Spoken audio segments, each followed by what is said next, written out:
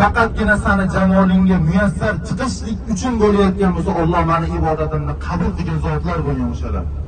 Duoni qarang, istaydi qarang, maqsad jannatga bir nimali bo'lish emas, muyassar bo'lishlik emas. O'zi Allohning jamolini ko'rgan odam hech qachon jahannamga qaramaydi.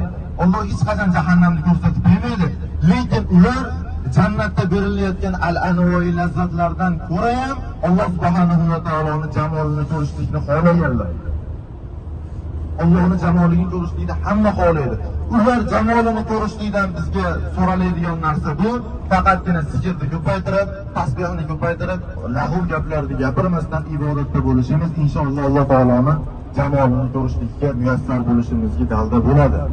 Hozir biz 3 kun mobaynida Madina-i Munawvarada bo'lsak, bizga juda ham katta marhamatlar ajratiladi inshaalloh. Madina-i Munawvarada o'qigan har bir rakat namozingizga 1000 rakatda ajrini beradi Alloh.